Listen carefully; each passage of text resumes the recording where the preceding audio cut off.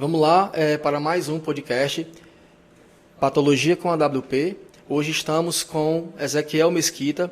Ezequiel, obrigado por ter aceitado o convite, seja bem-vindo aqui. E hoje nós vamos falar sobre ensaios não destrutivos em estruturas de concreto, certo?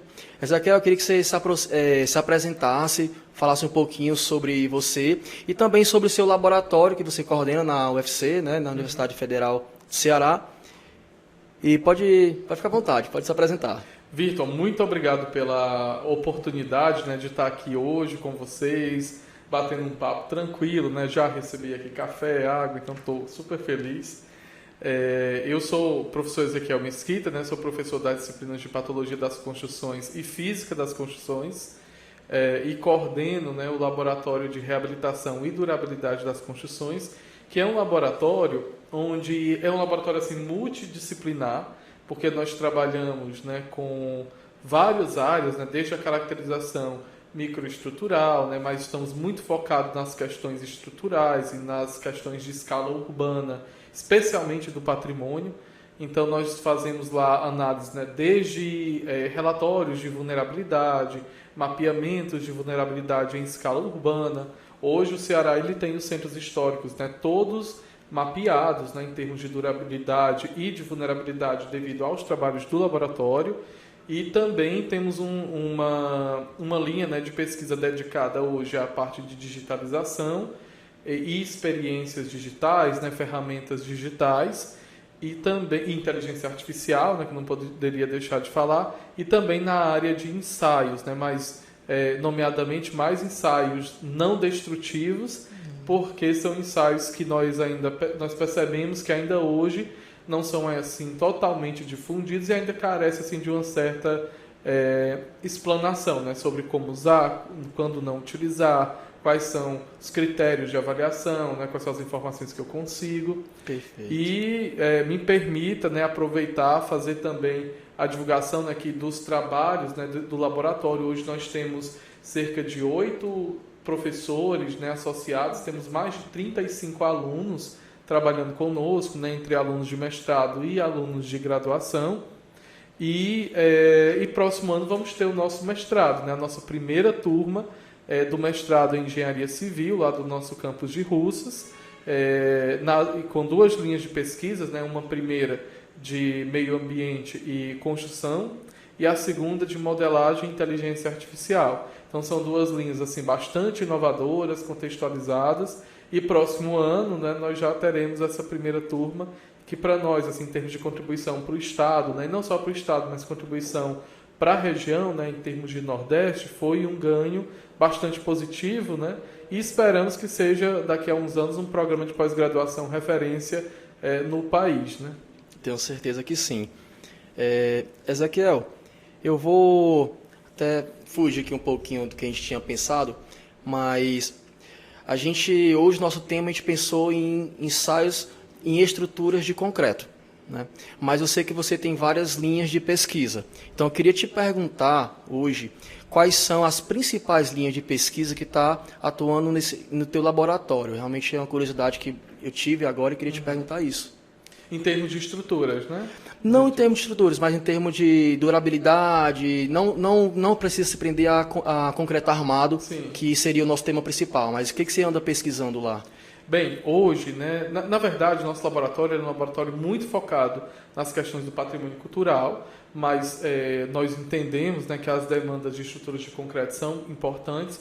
Então, hoje, nós trabalhamos com, basicamente, essas 2 tipologias construtivas, né? Mais as alvenarias, porque poucas pesquisas aqui no estado elas têm se dedicado a esse tema, mas em termos de linhas de pesquisa, hoje nós temos trabalhado com a digitalização, que é o escaneamento digital, né, e desenvolvendo rotinas para que essas ferramentas, né, de digitalização elas aconteçam quase que automaticamente, e isso já conectando com modelos, né, de tecnologia BIM ou HBIM, né, que é a parte do patrimônio cultural que pega essa tecnologia, porque você imagina que hoje nós vivemos numa era digital. Então, aquela inspeção técnica que você realizava, a pessoa ia lá toda hora, né, e fazia várias outras visitas. Sim. Hoje, um dos nossos objetivos é não fazer mais tanto isso. De algum modo, automatizar, né, e digitalizar, porque você imagina, você chega num prédio, num prédio, e aí faz um escaneamento, gera a nuvem de pontos, essa nuvem de pontos ela passa por um processamento, e esse processamento, por exemplo, já te dá o modelo, né, com quantitativos, identificação de danos. Então, hoje nós temos trabalhado para desenvolver isso. Né? Seria uma modelagem 3D? Seria isso o resultado? Seria uma modelagem 3D, mas carregada de informações construtivas. Né? Que informações? Texturas, tipologia, estado de dano, os quantitativos. Né? Porque eu penso que quando a gente fala, né, de modelos 3D, nós imaginamos que nós estamos trazendo ali um modelo geométrico tridimensional que tem uma função só de visualização, mas não é isso, né? Dentro desse modelo digital, né, que é a representação física espacial daquela estrutura, por exemplo, eu tenho outras informações que eu sei porque eu coloco no relatório, mas a nossa ideia é trabalhar hoje para que essas informações, como texturas, fissuras, propriedades térmicas, propriedades dos materiais, eficiência térmica da edificação, ela esteja hoje junta, né, com esse mesmo modelo. Então, sim, hoje nós estamos numa atividade muito grande nessa linha.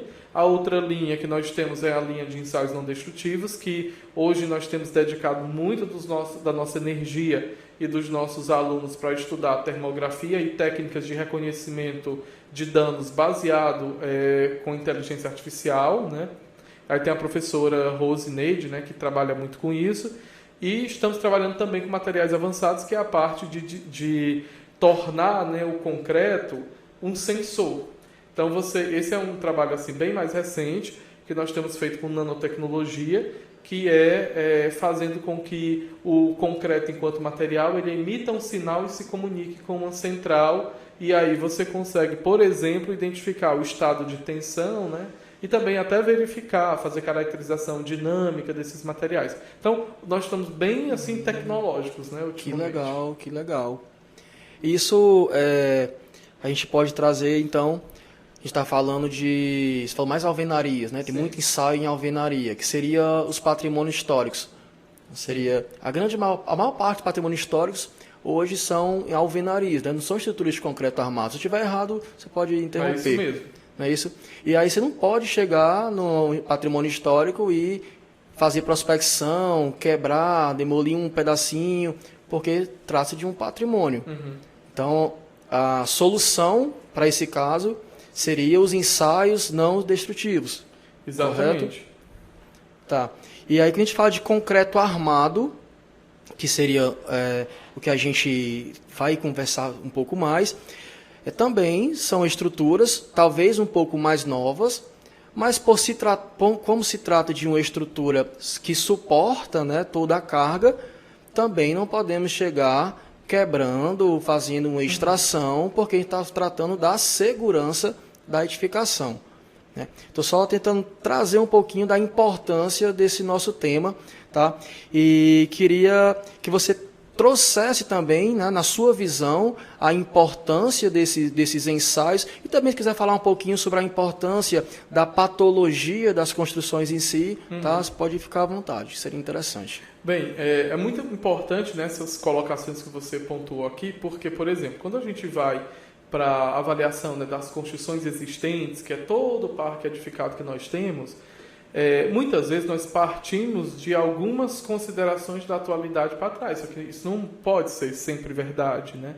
Por exemplo, até a década de 70 nós tínhamos, né, edifícios de concreto armado com armaduras lisas. Só depois da década de 70 que nós começamos a utilizar as armaduras nervuradas. Isso quer dizer, né, que eu tenho um funcionamento, eu tenho limites, inclusive, né, de aderência, daquela ponte de aderência a aço concreto, né, para os edifícios anteriores à década de 70, um pouco menor. Então, eu acabo tendo, né, propriedades de resistência mais sensíveis. E aí você junta, né, até a década de 80, os concretos eles tinham ali em torno de 15 megapascal. Né? Hoje nós trabalhamos com 35 no campo, né? E aqui em Fortaleza, cada vez mais, né, já estamos fazendo 60 megapascal, você já está indo, né, a edifícios com quase 100, né, um pouco mais do que isso, sim, mas houve essa evolução. Né? Então, o que eu acho? Né? Eu acho que quando a gente fala de patologia das construções, nós estamos falando muito, né, antes mesmo de chegar nos ensaios, nós estamos falando de uma formação muito baseada em dedicação, estudos e reflexão. Porque se eu não tenho a percepção de como foi construído atrás, eu não consigo fazer uma avaliação, por exemplo, de um edifício que tem 40 anos, porque eu vou sair, né, eu vou sair analisando de um ponto de vista que eu não conheço. E isso induz muito ao erro, e isso, sabe? Então, eu lembro que em alguns momentos nós íamos avaliar algumas estruturas, na década de 80 principalmente, e elas tinham ali 16, 17 megapascal, né? Edifícios mais baixos e tal, mas era o que era praticado naquela realidade, naquele tempo, né? Então, hoje eu não posso, por exemplo, chegar e fazer uma condenação para uma edificação somente baseado nesse critério. Então, essa formação, né, para atuar como um especialista, né, na área de patologia das construções, ela requer que você tenha um olhar multidisciplinar, né, e que você realize, de fato, multi-análises para que você possa dar para o seu cliente o melhor relatório, né, a melhor informação possível para aquela realidade. Né? Eu acho que eu trouxe isso em uma outra conversa aqui na mesa, justamente sobre isso. Eu vejo alguns colegas condenando estruturas da década de 80, baseado na norma que a atual era, até então era 2014, né, a 6118, que agora atualizou novamente, mas baseado nas normas atuais. O que não pode, né, como você bem colocou. Não posso condenar uma estrutura que na época pedia 15 MPa, dizer que hoje não está atendendo, porque hoje pede 30, mas na época que foi construída pedia 15. Naquela época, as edificações, ela pedia 15, porque 15 atendia aquele tipo de edificação. A não ser que você vá mudar o uso, né? Você vai mudar as cargas, aí sim você vai ter que redimensionar. Mas eu vejo isso acontecer muito. Cobrimento, o pessoal condena a estrutura porque não tem cobrimento, que a norma hoje pede 2,5, mas na época não pedia 2,5. Então, só para reforçar isso que a gente está conversando, que de fato a inspeção estrutural, você tem que ter esse olhar, falando também de inspecionar estruturas antigas, né? Eu tenho 30 anos, então às vezes eu chego na edificação mais velha do que eu. Como é que eu vou inspecionar sem entender como é que construiu naquela época? A gente tem que ter de fato esse olhar. Então aqui, a característica aqui de Fortaleza, não sei outros locais, mas existia muito a laje PM, que é onde você colocava aquelas barrinhas abaixo do tijolo e vinha com a argamassa ali mais resistente, porém que permitia as agressividades, né? Então, hoje aquele tipo de laje, quando você chega, praticamente não tem mais solução. É demolir e ter que fazer outra. Mas se você chegar e você não entender que existia esse tipo construtivo, você fica perdido. E acaba generalizando. Mas é isso, sabe? Eu acho que falta... Porque, primeiro, aí nós estamos falando de cultura construtiva, que ela vai, né, modificando de acordo com as demandas da sociedade ao longo dos tempos. Então, essa laje PM era uma demanda construtiva, era a tecnologia da época. Né? Agora, eu acho que isso aí toca num outro ponto, que é da nossa responsabilidade com o meio ambiente. Porque enquanto nós temos diversas tecnologias para reabilitar essas construções que hoje não atendem mais esses códigos, no meu entender, a demolição ela deve ser utilizada, né, num último recurso, onde todas as outras estratégias de recuperação elas foram falhas ou foram inviáveis. Né? Então, eu acho que seria irresponsável da nossa parte falar, né, de um parque edificado de Fortaleza, que hoje tem uma média aí de 40 anos, né? 40 anos, chegando, daqui a pouco a gente chega nos 50. Então, o que nós vamos recomendar é que todo mundo faça essa demolição? Será que no contexto do meio ambiente, das questões climáticas, da escassez de recursos naturais, isso é viável, né? Então, acho que não é.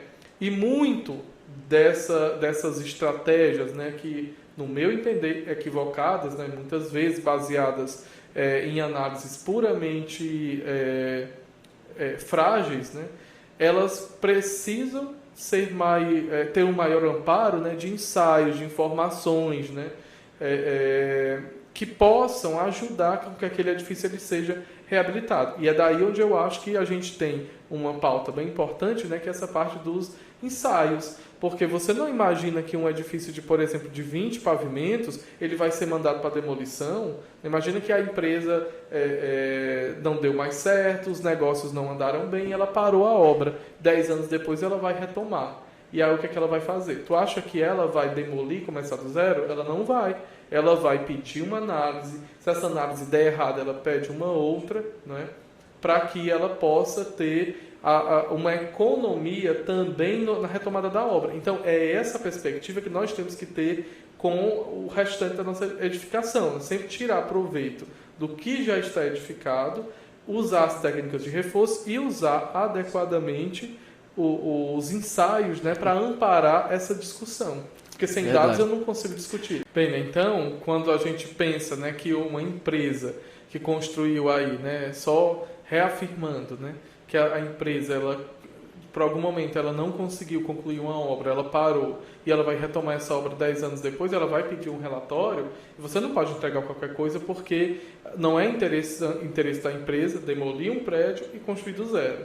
Então, é essa mesma concepção, né, que nós temos que ter para o restante das edificações, porque traz essa responsabilidade ambiental e nós precisamos, né, ter dados baseados na realidade, né, com recursos a ensaios que eu consigo interpretar, que eu consigo saber as limitações para que eu possa tomar uma decisão sobre qual é a melhor estratégia, né, para reabilitar aquele edifício, né? Mas, no meu entendimento, nós temos que sempre partir do princípio de que as edificações elas são possíveis de adaptação. Né? Eu vou até aproveitar que nós temos um público muito diverso ouvindo o nosso podcast. Provavelmente deve ter arquitetos, né? E aí o arquiteto muitas vezes passa pela situação de pegar uma edificação antiga e ter que considerar ali um projeto em cima daquela edificação existente, né? E acaba que muitas vezes, junto com o cliente, decide-se a demolição e construir o novo, justamente pela falta dessa informação, né, de que é possível recuperar, desde também que a gente faça um estudo correto em cima disso. Então, é um mercado, a meu ver, é um mercado muito grande para quem está na engenharia. Esse mercado de inspecionar essas edificações, investigar, fazer... Aí, como você falou, né, cuidado, só não pode ser uma investigação fraca, baseada no visual. Aí você não vai conseguir realmente defender uma coisa correta. E aí você precisa buscar, por exemplo, o apoio do seu laboratório, né, que eu sei que vocês também fazem esses ensaios. Né, isso, ele é aberto, os laboratórios, Ezequiel? A UFC, na verdade, ela inclusive incentiva, né, que os laboratórios eles prestem serviços, né, técnicos para a sociedade. Então, eu recebo mensagens, né, às vezes pelo Instagram, às vezes pelo próprio WhatsApp, de colegas, às vezes, querendo tirar uma dúvida. Beleza, né? Eu respondo lá com a maior felicidade. O que eu não vou fazer é escrever o laudo, né, num WhatsApp para a pessoa. Mas, assim, dúvidas podem mandar. Mas, sim, o laboratório ele dá essa assistência, né? Inclusive, às vezes, nós recebemos profissionais que nos contactam. Olha, estou com essa situação, o que você acha? Para onde é que eu devo ir? E aí a gente tenta ajudar da melhor forma possível, né? E com isso, né, com a boa engenharia, levar solução para essas edificações que nem sempre, né, precisam ser demolidas, como você bem colocou. Né? Agora vamos entrar no assunto, assim, os principais ensaios, pode ser? Como o nosso tempo está correndo, já vou assim, bem direto. Quais são, então, hoje os principais ensaios não destrutivos que vocês realizam? Assim, dentro da nossa experiência, né, que nós atendemos principalmente obras industriais, né, as obras do patrimônio e, em menor escala, as estruturas de concreto, né, mas isso assim por uma própria vocação do laboratório. Hoje, eu acho que todo mundo que vai assim, trabalhar nessa área, né, de patologia das construções, eles precisam conhecer alguns desses ensaios que eu vou citar, como, por exemplo, o ensaio de potencial de corrosão, que é um ensaio, né, bastante interessante de se realizar, e assumindo, né, que as estruturas de concreto elas têm, né, uma questão de corrosão bastante pronunciada, né, especialmente por conta da agressividade ambiental aqui de Fortaleza, né? Então, é um ensaio que nós precisamos conhecer bem, é um ensaio fácil de ser realizado, inclusive, mas a interpretação ela exige que você tenha algum conhecimento para que não faça uma interpretação equivocada, né?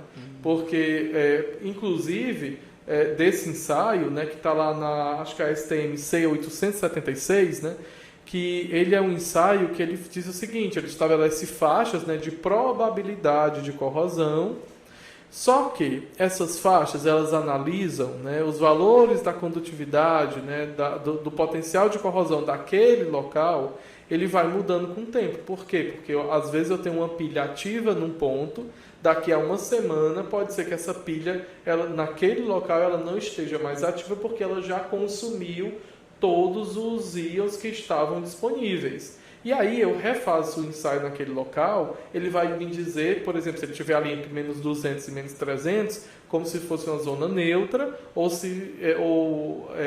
que não tenha corrosão, né? Por exemplo. Sendo que na verdade não é isso. A verdade é que havia uma pilha e essa pilha se deslocou. Então, é importante a gente fazer esses ensaios, mas no caso do potencial de corrosão, trabalhar também com esse monitoramento, porque aí você consegue identificar se houve esses deslocamentos das pilhas de corrosão ou não, antes da gente afirmar da probabilidade ou não. Porque o que eu vejo, às vezes, é uma confusão entre baixa probabilidade de ocorrência de corrosão com ocorreu ou não corrosão. Pode ser que uma área tenha tido corrosão, porque já não tem mais nada para ser consumido, né? A gente sabe que reação química, você tem reagentes, tem produtos, se eu limito os reagentes, eu não vou ter mais informação de produtos, né? Então, nessa perspectiva, às vezes a gente faz uma interpretação equivocada desse ensaio, né? Então, é preciso tomar cuidado, é preciso monitorar para você ver esses fluxos dessas pilhas, né, para onde é que elas estão se deslocando, né? Então, essa é uma ponderação que eu faço, né, inclusive lá com os alunos nas aulas de patologias. Tem um estudo nosso que fez um monitoramento durante uns 45, 50 dias de uma parede, né, de steel frame, aliás, e que nós víamos claramente a pilha se deslocando, né? E as zonas onde a pilha, né, já tinha se processado, ela, pela norma, pela STM, ela me daria como zona de baixa probabilidade de corrosão, né? E aí a zona de alta probabilidade já é outra, mas não porque não teve, mas sim porque houve esse deslocamento dessa pilha. Se você está ali numa zona de probabilidade que você não tem, de incerteza, você teria, em resumo, você precisa sempre avançar e não fazer um ensaio pontual. Você precisa avançar ali para um pouco mais à frente, numa área, um pouco mais atrás. Aqui eu botou 7, já tinha parado então. Não, 7 é tipo assim, a gente tem eu não entendi. segundos. A gente está de 8 em 8. Beleza, tranquilo. Se a gente tem alguns segundos, tranquilo, pode arrochar aí. Então, esse ensaio de potencial de corrosão, ele precisa ser feito em uma área. Ele não pode ser feito pontual, senão vai dar esses erros, se eu entendi correto. Sim, a recomendação é que ele seja realizado em uma área, mas que não seja um único ensaio. Por exemplo, se eu quero analisar, né, a atividade de corrosão dessa parede, por exemplo, eu posso fazer hoje, mas posso fazer daqui a 15 dias, para ver o que aconteceu, se mudou de um lado para o outro, entendeu? Porque aí você tem ferramentas para analisar melhor e não somente dizer que é uma zona com baixa ou alta probabilidade de corrosão, entendeu? Perfeito. Então é importante você repetir esse ensaio em outras idades para você ter um comparativo do que de fato está acontecendo ali, né? Interessante. E eu vou até trazer aqui uma situação onde eu utilizei desse ensaio, né, através do seu laboratório, que foi o de potencial. A gente estava recuperando um reservatório. O laboratório da UFC, pessoal, eu só coordeno o laboratório. Então a gente estava, na verdade, estava na fase de orçamento, né? Não sei se você lembra, de um reservatório, e todo em concreto armado, e a gente tinha duas premissas. Ou a gente ia orçar uma área visual e ter o risco de tomar prejuízo, ou a gente iria orçar toda a área de concreto e ter o risco de não pegar a obra. Foi quando eu conheci vocês, foi quando a gente levei vocês até o local e você mostrou esse ensaio, que por isso eu acho tão importante, que realmente eu experimentei e tive resultado com isso, porque através desse ensaio nós conseguimos desenhar ali, mapear as áreas de recuperação. Sim. E eu consegui passar um orçamento assertivo, consegui executar a obra e consegui fazer tudo assim, de forma não perfeita, né, mas sem surpresas. Sim. Eu acho que assim, quem trabalha com recuperação estrutural deve conhecer e deve se utilizar desse ensaio. Tem outros também que você vai trazer para a gente, mas o potencial de corrosão, ele precisa ser, inclusive nos momentos de execução. Sim. Você começa a executar uma recuperação estrutural, se você não fizer esse ensaio, você não sabe aonde vai parar. Então, se você não errar no orçamento, você vai errar na execução. Então, isso vai proteger a gente. Né?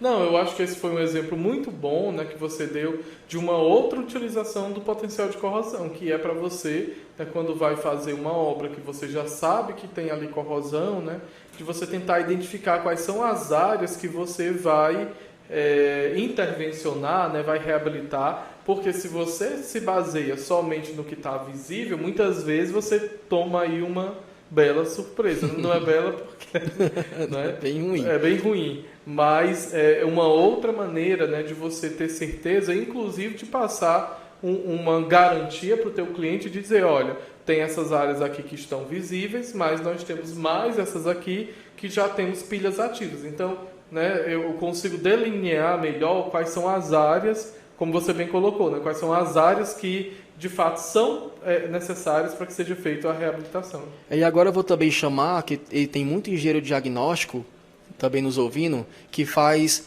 laudos de levantamento para condomínios. Isso é uma profissão que é uma área da engenharia que vem crescendo muito, essa área de consultoria condominial.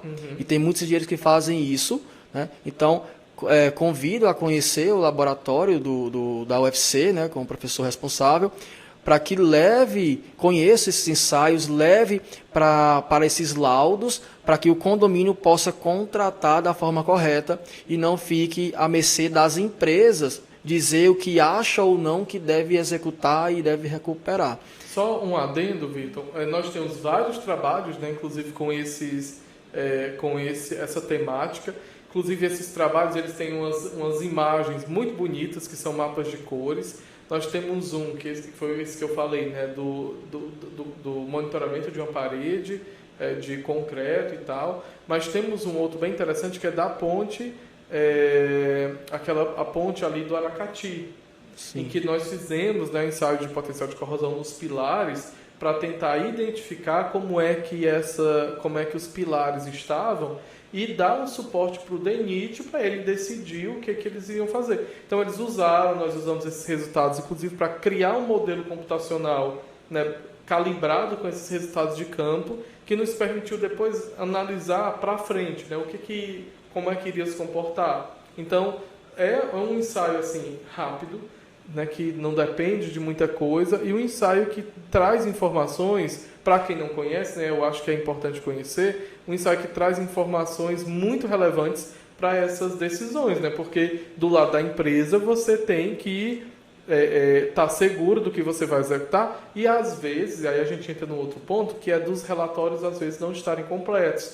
Da pessoa que vai executar, ela recebe um relatório que é muito baseado, né, somente em inspeção, quer dizer, em mapeamento de danos, né, visuais, e que não traz ali aquela profundidade. Então, o que você consegue ver já é um estado final de falha, né, do material, mas existe também ali um estado anterior que ele pode estar ali presente na tua estrutura e você acaba não mapeando porque você não conhece essas técnicas, né?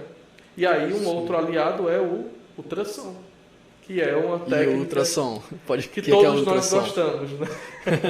Mas o que seria o ultrassom em nossas estruturas? Bem, pessoal, nós temos hoje no Brasil, né, atrelado às estruturas de concreto, duas normas, que é a 8802, que é uma norma que todo mundo conhece, todo mundo estudou lá. Quem fez disciplina de patologia deve ter estudado, que é você mede, né, a velocidade com que uma onda ultrassônica ela passa por um determinado material, né, com a distância conhecida. E temos também a NBR, né, que eu coordenei, eu quase não lembro mais do número da norma, mas é a 16805, que é uma norma de ultrassom para painéis de alvenaria, né? Então, essa norma ela é interessante porque ela amplia, né, as possibilidades de ensaio, né? Sim. Rapaz, nós estamos... Hoje está sofrendo, viu? Tu teve sorte. Então, essa norma, né, de ultrassom, por exemplo, nessas duas que eu falei, né, a 16805 e a 8802, a 8802 é aplicada a estruturas de concreto, então você consegue estimar resistência, você consegue analisar a homogeneidade, identificar vazios, consegue verificar profundidade de fissuras. E a 16805, que é a norma para painéis de alvenarias, ela está mais dedicada à caracterização, né, dos painéis em termos de área, né, num plano de área, mas também para a identificação de homogeneidades ou zona de vazios, né, e outras heterogeneidades. Porque tu imagina que hoje a tua empresa ela pegue lá uma estrutura para fazer de alvenaria, você não sabe o que tem ali. Então, às vezes, antes de fazer, você pode usar a técnica do ultrassom, para que você possa entender como é que está mais ou menos a distribuição e as propriedades daquele material, né?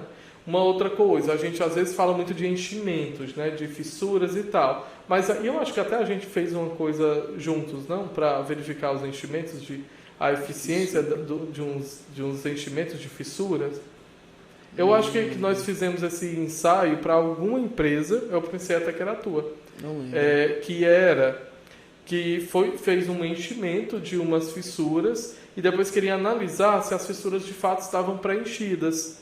E o ultrassom... Você fala de injeção, né? De injeção, exato. A injeção na fissura... Fez a injeção da fissura. E aí, mas você queria conferir se preencheu... Vocês mesmos, foi uma viga até, sim, que vocês fizeram as injeções, né, e tal. E depois a gente fez um ensaio de ultrassom para verificar se a injeção ela tinha sido eficiente ou não, né? Então, porque assim, você vai lá, vai fazer a injeção, beleza, mas será que deu certo? Se o cliente perguntar, e aí, deu certo, né? Então, você já teve essa experiência, né, de fazer esse ensaio e tal. Mas, talvez, né, os nossos colegas não saibam, né, que podem usar isso, né? E aí tem outras aplicações, por exemplo, em estruturas que a gente não consegue realizar ensaios de arrancamento, com ultrassom eu também consigo verificar os desplacamentos, a existência de vazios em revestimentos, né? Só que assim, é uma técnica mais cara, sim, que você, né, para usar quando você tem uma outra técnica que é um pouco mais em conta, né? Então, às vezes, como você não pode fazer os arrancamentos, ou fazer ensaio de percussão, ou sei lá o que, né? Tem uma limitação, sim, especialmente no patrimônio, às vezes a gente tem essa limitação, né? Então, essas técnicas de ultrassom, elas nos ajudam, né? Ajudam a verificar não só a coletar informações, né, de homogeneidade, de propriedades físicas, de densidade, né? Porque a densidade dos materiais ela é diretamente relacionada, proporcional a velocidade de propagação da onda ultrassônica, verificar as fissuras, verificar se a consolidação, né, ou os enchimentos, né? Como é que tu fala? As injeções. Né? Foram bem feitas ou não. Então, isso são pontos que o ultrassom hoje ele consegue, além de outras coisas, né? Que se você for para os metais aí, você tem ultrassom para verificar espessura, película, qualidade de soldagem. Então, é um mundo todo que a gente acaba não conhecendo, né? Interessante. Existem outros ensaios bem importantes, né? Que é a termografia e a esclerometria. Eu queria que você falasse primeiro um pouquinho da esclerometria. Eu sei que a esclerometria a gente precisa ter um pouco de cuidado, né, na hora de usar, mas queria que você colocasse só algumas observações suas sobre esse ensaio e depois a gente falar de termografia, que eu acho que é um assunto um pouco mais amplo, mais polêmico, ainda mais que a esclerometria, né? Aí a gente poderia finalizar com essa, se você achar interessante. O que você acha? Poderia falar sobre esclerometria agora? Pode ser. Né? A esclerometria, né, é um outro ensaio que nós temos e hoje é bem acessível, né? Em que você mede ali a dureza superficial baseado, né, numa massa padrão e você consegue analisar, por exemplo, você consegue analisar as áreas de descolamento de um piso, né, de uma garagem. Né? Então, dá para você fazer esse mapeamento só comparando os valores. Mas se você também tem, por exemplo, um conjunto de informações sobre resistência do concreto, eu consigo construir uma curva para estimar a resistência à compressão axial, né? E hoje já existem várias outras técnicas que combinam também com ultrassom, então isso fica bem mais assertivo e tal, mas é uma técnica interessantíssima, de rápida execução, e que o cuidado, né, que eu acho que a gente precisa ter nas técnicas de esclerometria, e que assim, né, fica sempre o meu apontamento lá para os meus alunos, gente, antes de fazer o ensaio, tire ali 30 minutos e leia a norma. Se você não entendeu, leia de novo, né? Porque muitas vezes os resultados eles dão errado, né? Ou os resultados eles são pouco conclusivos, não é porque a norma está errada, né? É porque as pessoas não executaram, né, direito, não tiveram cuidado na preparação do ensaio. E, por exemplo, a carbonatação, né, que é um outro ensaio que todo mundo hoje em dia já tem mais familiaridade, né? É um ensaio que deve ser auxiliado à esclerometria. Por quê? Porque, dependendo da profundidade de carbonatação, os valores dos índices esclerométricos eles podem até duplicar. Entende? Então, tem inclusive um trecho lá de um livro, de um artigo do professor Gerardo Isaia, né, da UFSC, se eu não me engano, ou da Universidade Federal de Santa Maria, uma dessas duas, em que ele tem um trabalho ali, mas assim, né, ele faz essa ponderação. Acho que no livro do Paulo Monteiro e do professor Meta tem também essa ponderação, mas em campo a gente observa isso, né? Eu lembro, nós não fizemos um trabalho específico, mas nós já fizemos um relatório, em que no relatório nós tínhamos regiões em que os índices esclerométricos davam 40 e na maioria da estrutura dava 20. E nós começamos a nos perguntar por quê, né? Só que nós tínhamos os resultados da carbonatação. Então, quando nós comparamos, nós vimos que nas profundidades de carbonatação daquela estrutura que tinham uma profundidade maior do que 30 milímetros, então esse índice dobrava. Bem, e, né, finalizando aí a polêmica da termografia, né, eu acho que é uma técnica bastante promissora, né, então tem algumas pessoas que têm trabalhado em desenvolvimento de métodos de análise, né, não é bem o meu caso, eu tenho pego alguns desses métodos, trabalhei em alguns, mas a gente está trabalhando muito mais em automação e interpretação de pixels, que é uma outra ciência, basicamente, né? Mas eu acho que tem um potencial muito grande, sabe? Eu acho só que a gente tem que ter uma certa cautela no que a gente afirma.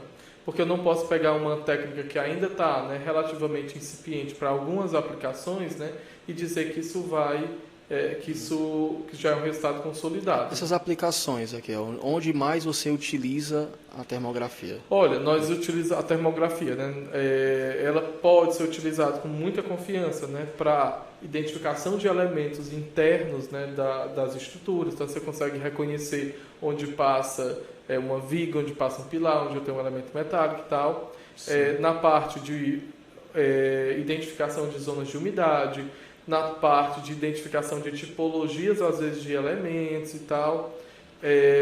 E também, né, em certo nível, para as avaliações de fachadas. Só que quando nós estamos falando de avaliação de fachada, assim, para finalizar, né, essa minha fala, falando um pouquinho ali da termografia, né, eu acho que é uma técnica assim, bastante promissora, né, eu acho que nos próximos anos nós vamos ter assim, muito desenvolvimento, principalmente com ferramentas de inteligência artificial.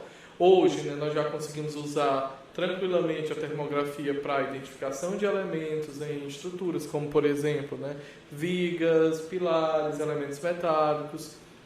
No patrimônio isso é bem interessante. Para identificação, né, de zonas de umidade, para identificação de pontes térmicas, porque, por exemplo, em projetos de eficiência térmica, né, é importante você identificar as zonas da edificação onde o calor está passando para que você possa intervir, né? Para identificação de alguns danos, né, de degradação, por exemplo, das fachadas, mas hoje, né, que eu sei que as pessoas esperam, né, usar a termografia aí para analisar, né, os revestimentos, no meu entender, né, como pesquisador, ainda é uma técnica incipiente e que ainda precisa de alguns avanços antes que a gente dê uma ampla divulgação, né? Inclusive, lá no laboratório a gente tem trabalhado com essa temática para tentar desenvolver alguma ferramenta, né, para que as pessoas possam usar. Mas, por enquanto, nós ainda estamos assim, bem conservadores, né? Porque, por exemplo, nós fizemos um trabalho, o nível de acerto, né, dos descolamentos das placas foi superior a 80%. Mas só que fomos para outra realidade, esse índice não se manteve, né? Então, precisa ainda um esforço das academias, né, das universidades, para tornar essa técnica, por exemplo, para aplicação no descolamento de fachadas, né, mais assertivo, né? Então, tem era só essa ponderação, né, que eu ia fazer da termografia. Sim. A gente utiliza bastante termografia, no caso de inspeções de estruturas, justamente para ter essa visualização dos pilares, das vigas, como você falou, né, os ensaios você precisa utilizar eles ajudando os outros, né, não são individuais, vou usar esse ensaio e pronto. Todos juntos. Então você ali utilizando de mais ensaios, quanto mais você tem respostas mais assertivas, né? Então eu utilizo muito, a gente coloca, é muito interessante você ver realmente aonde está o pilar, você consegue ver a dimensão do pilar, então facilita na hora de você fazer uma prospecção, se precisar, para você identificar, para fazer a esclerometria, você precisa acessar o concreto, então você precisa saber aonde está aquele concreto que possa estar embutido. Então, hoje eu utilizo muito dessa forma e também utilizo dessa outra forma de infiltrações, né? Facilmente você consegue detectar aquela zona mais úmida. Assim, específico, né? Reforça muito nosso laudo também. Você coloca uma termografia no laudo, não tem o que se discutir. A termografia está provando que aquela área está úmida, né? Então, bem interessante. Ezequiel, então nós falamos um pouquinho sobre potencial, sobre ultrassom, termografia, esclerometria. Eu sei que tem outros ensaios, alguns mais simples, né? Mas também queria que você deixasse assim o gostinho, talvez, de outros, para que as pessoas possam buscar, após esse podcast, o conhecimento. Você poderia citar outros? Sim, olha, nós temos assim técnicas, por exemplo, para caracterizar melhor, né, a corrosão.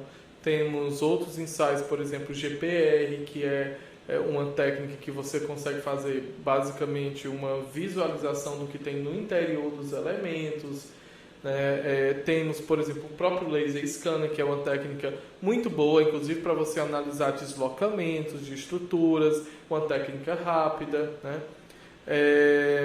Tem os ensaios, né, dinâmicos, onde você caracteriza, por exemplo, frequência natural, os modos de vibração. Então hoje tem assim uma série, tem outros ensaios também até mais simples, né, como por exemplo os ensaios de arrancamento, né, para revestimento, os ensaios de modo de elasticidade. Então tem uma gama de outros ensaios que eu acho super importante que quem atua, né, ou quem trabalha, né, em algo envolvendo patologia das construções deve conhecer e, né, eu deixo aqui o nosso laboratório de portas abertas para que nos façam uma visita, um contato, para que a gente possa ajudar, né, naquilo que for preciso e dentro das nossas limitações. Né? Obrigado por ter aceitado o convite, Ezequiel. Eu que agradeço, Virton, e espero que você tenha gostado da nossa conversa.